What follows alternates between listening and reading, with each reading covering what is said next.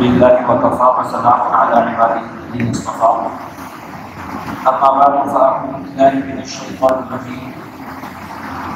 بسم اللہ الرحمن الرحیم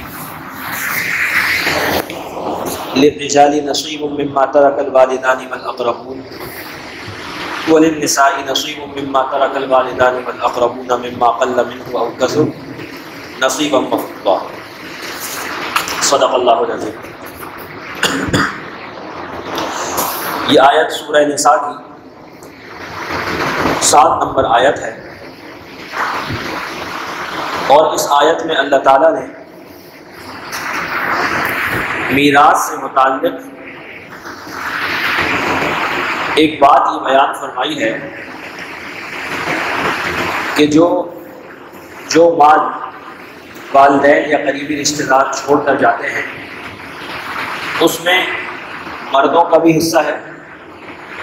وَلِلنِّسَاءِ نَصِيبٌ، اور عورتوں کا بھی حصہ ہے۔ وراثت اور وصیت سے متعلق اس سورہ نساء کے اندر کافی تفصیلی احکام اللہ تعالیٰ نے بیان فرمائے ہیں،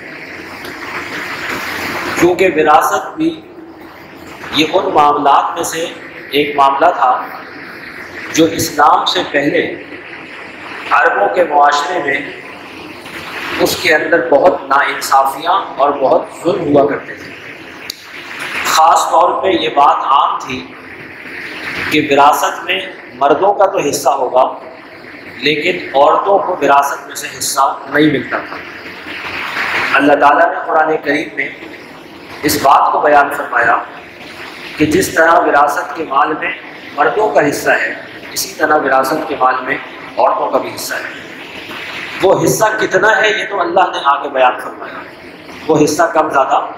الگ الگ ہوتا ہے، لیکن بہرحال جو مردوں کا حصہ اللہ نے طے فرمایا ہے وہ ان کو ملے گا، جو عورتوں کا حصہ طے فرمایا ہے وہ ان کو ملے گا۔ اسی طرح سے ایک ظلم یہ ہوتا تھا کہ جو بچے ہوتے تھے، جس آدمی کا انتقال ہوا اس آدمی کی نابالغ اولاد ہے تو وہ یتیم بچے ہیں، ان یتیموں کے حصے میں جو مال آتا تھا اس کے جو رشتہ دار ہوتے تھے، کسی کا چاچا، کسی کا کوئی اور کزن، وہ اس مال کو ہڑپ کر لیتے تھے اور یتیم کو میراث نہیں ملا کرتی تھی۔ اللہ تعالیٰ نے اس ظلم کے اوپر بھی وعید بیان فرمائی اور فرمایا ان الذین یأکلون اموال الیتامی ظلما انما یأکلون فی بطونہم نارا، کہ جو لوگ یتیموں کا مال ناحق کھاتے ہیں وہ دراصل اپنے پیٹ میں آگ بھر رہے ہیں۔ یہ وراثت کا مال نہیں ہے، یہ دنیا میں بہت اچھا لگتا ہے لیکن دراصل جہنم کی آگ ہے جس کو اپنے پیٹ میں بھر رہے ہیں۔ اور پھر وراثت کے جو عام احکام تھے کہ بچوں کا کتنا ہے، ماں باپ کا کتنا ہے، میاں بیوی کا آپس میں کتنا حصہ ہے، اس کے لیے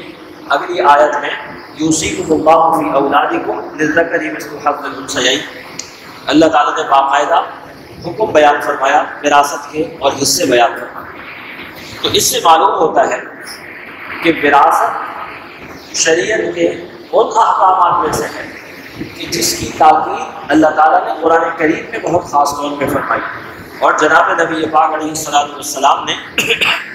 اس وراثت کے علم کو سیکھنے کا حکم فرمایا اور اس کے سکھانے کا حکم فرمایا۔ لہذا اس کے مسائل کو سمجھنا بھی چاہیے، سیکھنا بھی چاہیے، اور اس کے اندر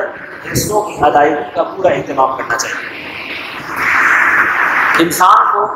اللہ تعالیٰ نے دنیا میں جو مال عطا فرمایا ہے اس مال میں انسان کو ایک اختیار دیا ہے، جو مال آتا ہے وہ اللہ کی طرف سے ملتا ہے۔ اس مال کے اندر اللہ نے ایک اختیار دیا ہے، چاہے تو کسی کو بخش دے، کسی کو ہبہ کر دے، اپنے اوپر خرچ کر دے، اپنے گھر والوں کو کے اوپر خرچ کر دے، کسی مسجد میں دے دے، جو چاہے کرے۔ لیکن جب انسان کی موت کا وقت آتا ہے تو اب انسان کا اختیار کم ہو جاتا ہے اور پھر ختم ہو جاتا ہے، کیونکہ اب یہ جو بچا کچا جو مال ہے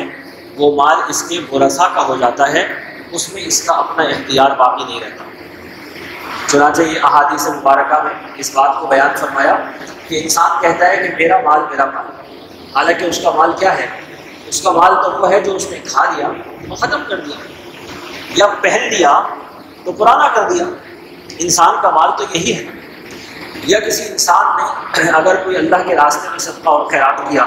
تو حدیث میں آتا ہے کہ یہ وہ مال ہے جو بچ گیا یا وہ پہنچ گیا آگے تمہارے لیے، باقی جو کچھ ہے وہ تو ورثہ کا ہے، وہ تمہارا نہیں ہے۔ لہذا بہت سی دفعہ انسان کو دھوکہ یہ لگتا ہے کہ جی میرا مال ہے، میرا گھر ہے، میری دکان ہے، میرا جب انتقال ہو جائے تو اب یہ مال بھی میری مرضی کے مطابق تقسیم ہونا چاہیے۔ یہ بات غلط ہے، بلکہ آپ کا اختیار آپ کی زندگی کا ہے۔ انتقال ہونے کے بعد پھر نہ آپ کا مال ہے نہ آپ کی مرضی ہے، پھر تو اللہ کے حکم کے مطابق اس مال کی تقسیم ہوگی، اور اللہ نے جس کو جتنا حصہ مقرر فرمایا ہے اتنا حصہ اس کو ملے گا۔ ہاں ایک صورت ہے،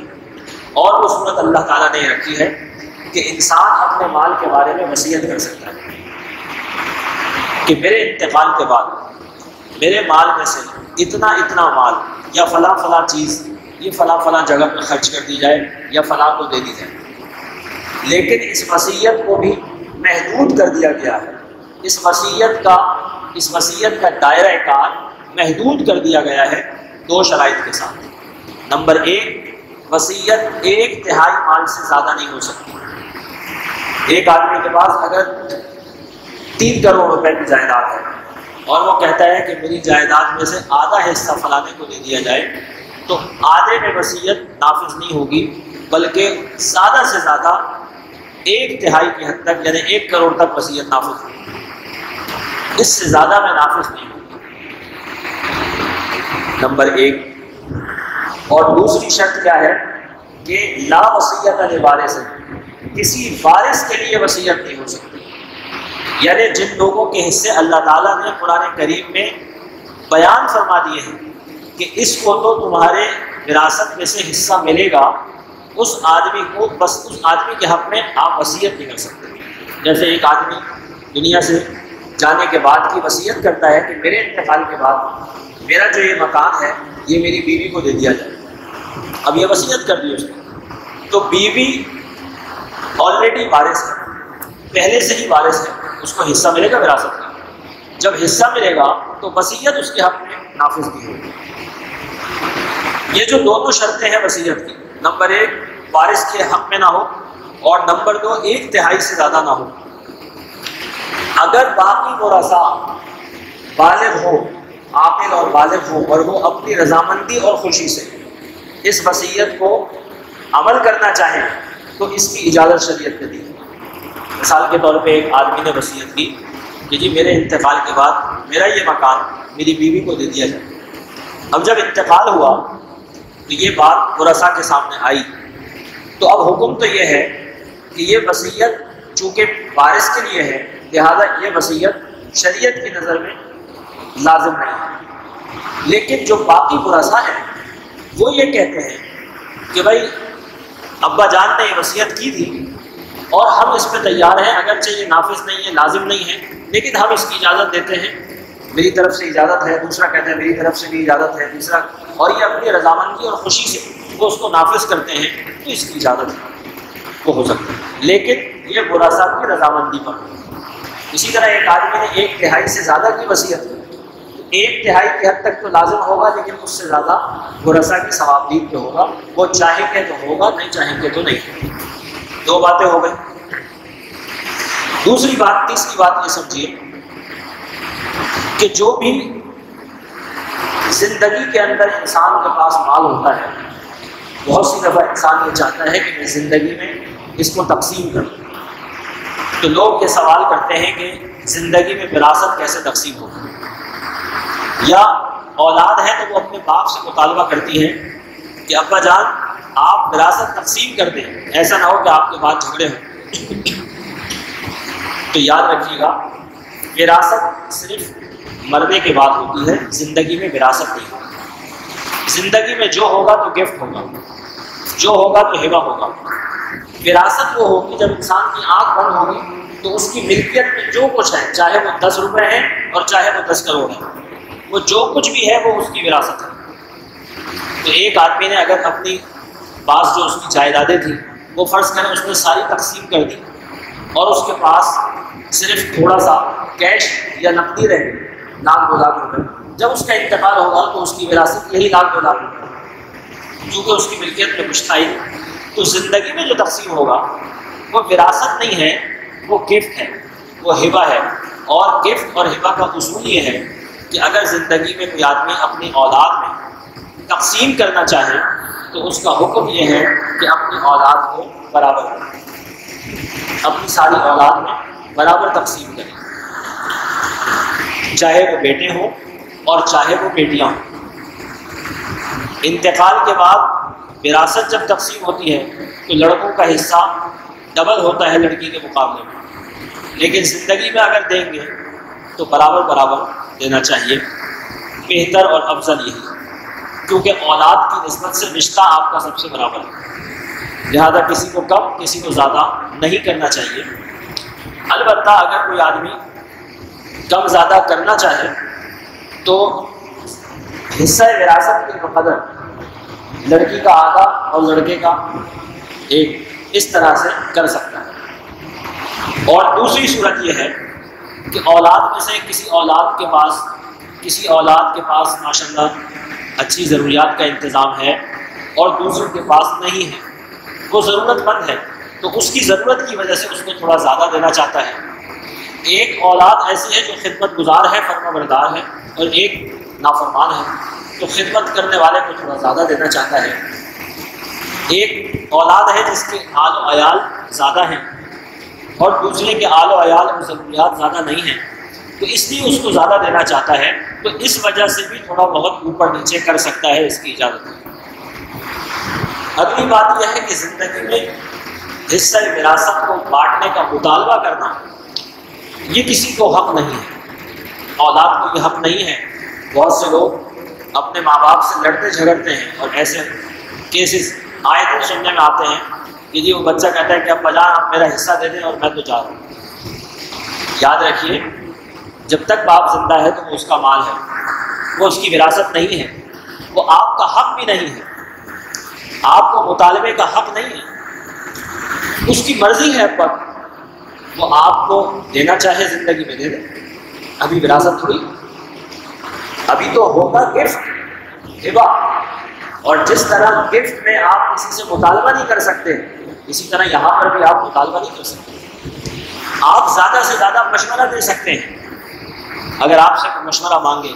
یا آپ کوئی اپنی رائے دے سکتے ہیں کہ جی میرے ذہن میں یہ بات آتی ہے کہ اگر آپ اس طرح سے اپنے مال کو کچھ تقسیم فرما دیں تو شاید خاندان کے اندر لڑائی جھگڑے نہ ہو۔ یہ مشورہ ہے، آگے جس کا مال ہے اس کی مرضی ہے۔ تو زندگی میں وراثت تقسیم کرنے کے بارے میں تو یہ بات ذہن میں رکھیں۔ دوسری بات یہ ہوتی ہے کہ بعض دفعہ لوگ کچھ مال تقسیم کر دیتے ہیں اور ایک آدھ اولاد جس سے ان کو تکلیفیں پہنچی ہوتی ہیں یا اس سے ناراضگی ہوتی ہے اس کو عاق کر دیتے ہیں، اس کو لکھ دیتے ہیں، اخبار میں بھی اشتہار دے دیتے ہیں کہ میری فلاں اولاد میری نافرمان ہے، میں اس کو اپنی جائیداد سے عاق کرتا ہوں۔ اخبار میں اشتہار آتا ہے عاق نامہ، فلاں نے فلاں کو عاق کر دیا، اب میری جائیداد میں سے اس کا کوئی حصہ نہیں ہے۔ یہ بات یاد رکھیے گا، میں نے عرض کیا کہ جس وقت انسان کی آنکھ بند ہوتی ہے اس کی ملکیت میں جو کچھ مال ہوتا ہے وہ اس کا نہیں ہوتا، وہ اس کے ورثاء کا ہوتا ہے، لہذا اس مال میں اختیار بھی اس کا نہیں چلے گا، وہ اللہ کا چلے گا۔ اور اللہ تعالیٰ نے یہ طے فرما دیا ہے جو آدمی مرتے وقت آپ کے وارثوں میں موجود ہے وہ حقدار ہے، آپ اس کو محروم نہیں کر سکتے، آپ اس کو محروم نہیں کر سکتے، چاہے آپ 10 دفعہ لکھ دیں، چاہے آپ قانونی دستاویزات بنوا دیں، وہ قانوناً محروم ہو جائے گا کیونکہ قانون ایسا ہے، لیکن شرعاً وہ محروم نہیں ہو سکتا، آپ محروم نہیں کر سکتے۔ ہاں آپ باقی اولادوں کو گفٹ کر کے چلے جائیں دنیا سے تو اس کے حصے میں وراثت باقی نہیں بچے گی یا کم بچے گی تو وہ بات ایک الگ ہے، لیکن جو بھی وراثت بنے گی وہ بنے گی سب کی۔ اور یہ بات بھی ذہن میں رکھیں کہ کسی ایک اولاد کو جب آپ زندگی میں تقسیم کر رہے ہو تو کسی ایک اولاد کو بالکل محروم کر دینا یا اس کو محروم کرنے کی نیت سے باقیوں کو دینا یہ بھی جائز نہیں، کیونکہ اللہ تعالیٰ نے کچھ رشتے ایسے رکھے ہیں کہ جن رشتوں کو آپ توڑ نہیں سکتے۔ اگر وہ آپ کی اولاد ہے تو آپ اس کو ختم نہیں کر سکتے۔ آپ یہ نہیں کہہ سکتے کہ میری اولاد نہیں، وہ آپ کی اولاد ہے، اور اللہ تعالیٰ نے وراثت کا تعلق رشتے سے، قرابت داری سے رکھا ہے۔ وہ جس وقت پیدا ہوا تھا وہ آپ کا بیٹا تھا، اور اس کا رشتہ آپ کے ساتھ مرتے دم تک قائم ہو چکا ہے، اس کے بعد بھی ختم نہیں ہوا۔ لہذا ایک تو بات یہ سمجھ لینی چاہیے۔ دوسری بات یہ ہے کہ وراثت کی ترتیب کیا ہوتی ہے کہ جس وقت آدمی کا انتقال ہوتا ہے تو شریعت نے اس کے مال میں 4 حقوق رکھے ہیں۔ نمبر 1، اس کے کفن دفن کا انتظام کیا جائے، کفن دفن کا انتظام کیا جائے۔ دوسرا کیا ہے کہ اس کے اوپر اگر قرضے ہیں تو وہ قرضے ادا کیے جائیں۔ نمبر 3 کہ اگر اس نے کوئی وصیت کی ہے جائز تو اس کی جائز وصیت کو 1/3 مال کی حد تک پورا کیا جائے۔ اب جو مال بچے گا اس کے بعد وہ ورثاء میں تقسیم ہے۔ تو اس طرح سے یہ ترتیب ہوتی ہے وراثت کے مال کے اندر، وراثت کی تقسیم کی، جس کے اندر جلدی کرنی چاہیے اور بلا وجہ اس میں تاخیر نہیں کرنی چاہیے، کیونکہ اس کی وجہ سے جھگڑے اور فساد ہوتا ہے۔ کیونکہ مال پھیلا ہوا ہوتا ہے، ایک دکان ایک بیٹے کے ہاتھ میں ہے، ایک فیکٹری دوسرے بیٹے کے ہاتھ میں ہے، کچھ جائیدادوں کے کاغذات کسی تیسرے بچے کے ہاتھ میں ہیں، کچھ بینک اکاؤنٹ ہے تو وہ کسی چوتھے کے ہاتھ میں ہیں۔ اس کے بعد اب ہر آدمی کو، ہر وارث کو ظاہر ہے کہ جب تک باپ کی زندگی تھی سب اپنا کام چلا رہے تھے، اب زندگی کا نظام تو چلانا ہے نا، تو ہر ایک کو خرچہ بھی چاہیے۔ وہ دکان والا دکان چلائے گا، فیکٹری والا فیکٹری چلائے گا، اور اس طرح سے وہ کام چلا رہے ہوں گے اپنا، اور دوسرے جو وارث ہوں گے ان کی اجازت نہیں ہوگی۔ وہ کہیں گے دیکھو یہ اپنی مرضی سے استعمال کر رہا ہے، یہ دیکھو فلاں چیز استعمال کر رہا ہے، یہ فلاں چیز پہ قبضہ کر کے بیٹھا ہوا ہے، وہ دیکھو ابا جان کی فلاں گاڑیاں تو انہی کے پاس ہیں۔ جب ان کی اجازت نہیں ہوگی تو آپ کا استعمال کرنا یہ ظلم ہوگا،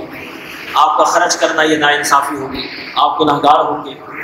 لہذا ورثاء کو وراثت کی تقسیم جلد از جلد کرنی چاہیے تاکہ کوئی ایک دوسرے کے حقوق ایک دوسرے پر لازم نہ ہو، اور سوئی سے لے کر اور بڑی بڑی جائیدادوں تک جتنا بھی کچھ ہے تو وہ وراثت میں تقسیم ہوگا، اس کا وراثت میں حساب لگایا جاتا ہے۔ تو اس کے لیے طریقہ یہ ہوتا ہے کہ ورثاء باہمی مشورے سے کسی دارالفتہ میں کسی مفتی صاحب کے پاس چلے جائیں، اپنا مسئلہ بھی لے جائیں اور تفصیل بھی لے جائیں، اور ان سے اس کی تفصیلی حصے کرا دیں اور ان حصوں کے مطابق تقسیم کریں تاکہ معاملہ بآسانی بہت خوبی نمٹ جائے۔ ایک مسئلہ یہ ہوتا ہے کہ بہت سی دفعہ لوگ زندگی میں اپنا مال دے دیتے ہیں لیکن وہ جو دینے کی شرائط ہے وہ پوری نہیں کرتے۔ مثال کے طور پہ ایک ہمارے معاشرے میں یہ صورت بہت زیادہ رائج ہوتی ہے کہ ایک آدمی نے اپنی زندگی میں بچیوں کو گھر کرا دیا، ایک بیٹے کو کہیں پہ دکان کرا دی، باقی 2 بیٹے رہ گئے، وہ باپ کے ساتھ اسی دکان میں شریک ہیں، یعنی وہیں پہ کام کرتے ہیں۔ اور باپ نے کہا کہ بیٹا یہ جو جہاں تم کام کرتے ہو یہ تمہیں لوگوں کا ہے، یعنی کیا مطلب ہے کہ ابھی تو میرا ہے، جب میرا انتقال ہو جائے گا تو یہ تمہارا ہی ہے، اور باقی میں نے فلاں بچی کو یہ دے دیا اور فلاں کو یہ دے دیا اور فلاں کو یہ دے دیا، اور یہ دکان ہے یہ تم دونوں کی ہے۔ اب مسئلہ یہ ہوتا ہے کہ چونکہ جن کو باقیوں کو دیا وہ تو سارا گفٹ کمپلیٹ کر دیا، ہبہ کر دیا، قبضہ بھی کرا دیا، ان کو چابی بھی دے دی، ان کو کاغذات بھی دے دیے، ان کا سارا قبضہ بھی کرا دیا، وہ تو باپ کی ملکیت سے نکل گئی۔ یہاں والی جو دکان ہے اور یہاں والا جو کاروبار یا فیکٹری ہے یہ تو باپ کے قبضے میں ہے، باپ کے اختیار میں ہے، باپ کی ملکیت میں ہے۔ ان کا صرف کہنا یہ ہے کہ جب میرا انتقال ہو جائے گا تو میری تم دونوں کا ہی ہے۔ تو اب یاد رکھیے گا جب انتقال ہوگا تو یہ تو وراثت بن گئی، اب یہ وراثت بن گئی تو اس میں پھر سارے ورثاء شریک ہوں گے۔ اب یہاں پہ جھگڑا پیدا ہوتا ہے کیونکہ یہ جو 2 ہوتے ہیں یہ کہتے ہیں کہ جی ابا نے تو کہہ دیا تھا کہ تمہارا ہی ہے، اور باقی لوگ جب مسئلہ معلوم کرتے ہیں تو ان کو مسئلہ یہ پتہ چلتا ہے کہ آپ کے ابا جان نے ان بچوں کے ہاتھ میں ان کے مالکانہ اور قابضانہ طور پہ ان کے ہاتھ میں دیا تھا یا نہیں دیا تھا؟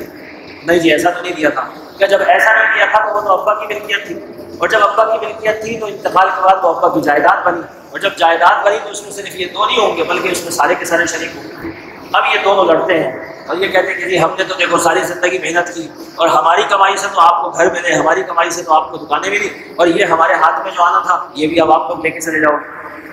تو اب یہ جھگڑے کیوں ہوئے؟ یہ جھگڑے اس وجہ سے ہوئے کیونکہ ابا جان نے جس وقت یہ فیصلہ کیا تو کسی جاننے والے سے، شریعت کے جاننے والے سے رابطہ نہیں کیا. انہوں نے وکیل سے رابطہ کیا، کاغذات بھی بنوا لیے، لیکن انہوں نے کسی مفتی صاحب سے رابطہ نہیں کیا اور اپنی مرضی سے جو ان کے علم میں تھا وہ کہہ کے چلے گئے. نتیجہ یہ ہوا کہ وہ چیز ویلڈ نہیں، وہ مکمل نہیں ہوئی، اور مکمل نہیں ہوئی تو اس میں خرابی رہ گئی. لہذا اس چیز کے اندر بہت زیادہ احتیاط کرنی چاہیے اور بہت زیادہ سمجھ بوجھ کا مظاہرہ کرنا چاہیے. ایک مسئلہ یہ ہوتا ہے کہ بعض دفعہ وراثت کے اندر کوئی یتیم پوتا یا یتیم نواسا آ جاتا ہے. جیسے ایک آدمی ہے، اس کے بیٹے کا انتقال اس کی زندگی میں ہو گیا، اب اس کی اولاد موجود ہے اور اس آدمی کے اپنے بیٹے بھی موجود ہیں. جب اس آدمی کا انتقال ہوگا تو اس کی وراثت میں اس کی اولاد تو ہوگی، بیٹے ہوں گے اور اس کا پوتے بھی ہوں گے. قانوناً جو پوتا ہوتا ہے اس کا وراثت میں حصہ بنتا ہے، لیکن شرعی طور پہ یاد رکھیے گا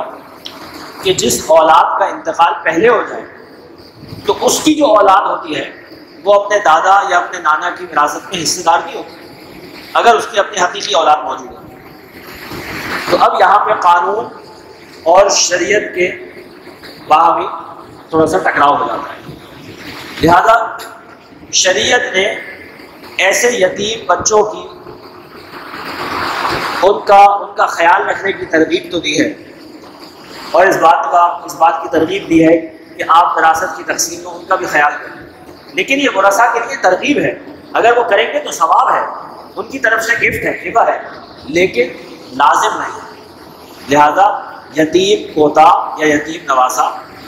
وہ جو ہوگا وہ شریعت کی نظر میں وارث نہیں بنے گا اگر میت کی اپنی اولاد موجود ہے، اس کے بیٹے موجود ہیں. تو بعض دفعہ یہ مسئلہ بھی آ جاتا ہے. ایک مسئلہ یہ بھی آتا ہے کہ ایک آدمی نے 2 شادیاں کی، جس بیوی سے بعد میں شادی کی، جس عورت سے بعد میں شادی کی، اس سے بھی کچھ بچے ہیں اور پہلے والوں کے بھی بچے ہیں، اور اکثر مال و جائیداد اس کا پہلے والے بچوں کے پاس ہی. تو یہ کیا کرتے ہیں کہ اپنی کچھ مال جائیداد وہ دوسری بیوی اور ان کے بچوں کے نام کر دیتے ہیں اور ان کو دے دیتے ہیں اور کہتے ہیں کہ جی بھائی میں نے تمہیں زندگی میں دے دیا، مرنے کے بعد جو ہے وہ تاکہ کوئی جھگڑا پھٹا نہ ہو اور وہ میرا مال جو ہے وہ جو وہاں پہ ہے وہ پھر وہی لوگ تقسیم کر لیں گے. اور پھر یہ بتا بھی دیتے ہیں کہ جی میں نے ان کا حصہ جو ہے وہ ادا کر دیا ہے. تو انتقال کے بعد بھی یہی ہوتا ہے. جو یہاں والے ہوتے ہیں وہ کہتے ہیں کہ جی